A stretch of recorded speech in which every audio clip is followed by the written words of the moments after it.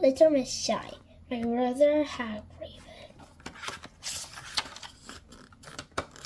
Little Miss Shy just couldn't help it. Being shy, that is. She was terribly, desperately shy. She was so shy it hurt, which is what they call painfully shy. If at any time at all anyone at all said anything at all to her, she blushed like a beetroot. She lived all alone in a house quite a long way from where you live. In fact, quite a long way from where anybody lives. Timber Cottage.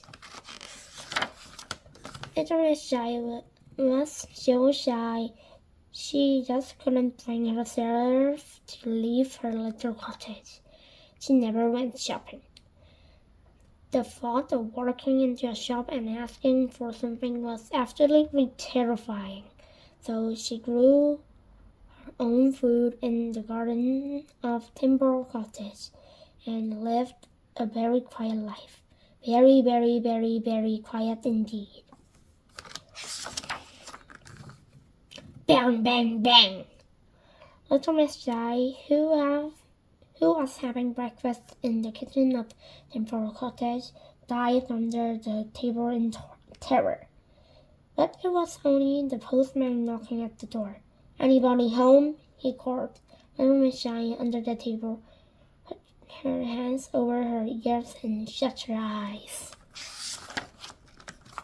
"She must be out," thought the postman to himself, and pushed the letter he was carrying under the door and walked away. Little Miss Shy waited and waited and waited until the sound of his footsteps had died away. And then she waited some more.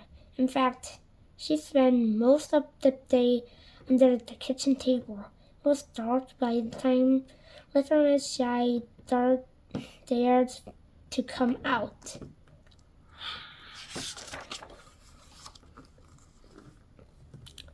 There it was on the doormat, the very first letter she'd had in all of her life.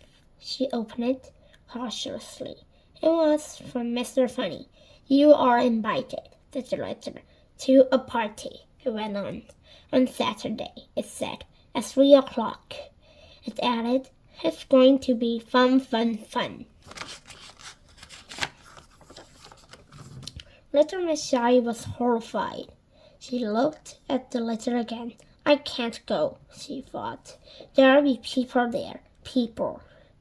In the whole wide world, there was absolutely nothing that frightened Little Miss Shy as much as she thought of people. She worried about it all night long.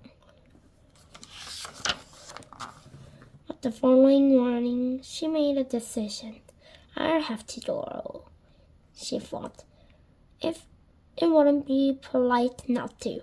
But 5 minutes later, she changed her mind. And 5 minutes later, she changed her mind back again. But 5 minutes later, guess what happened? That's right. She didn't sleep that night at all.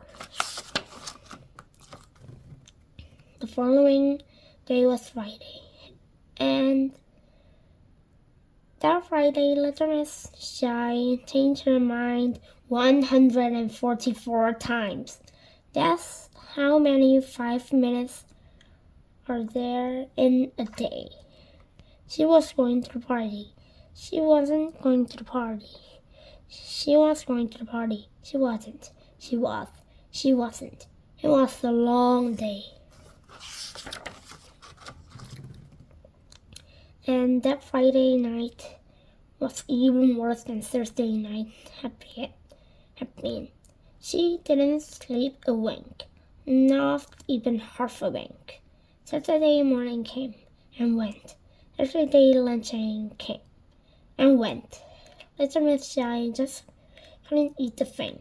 1 o'clock in the afternoon came and went. 2 o'clock in the afternoon came and went.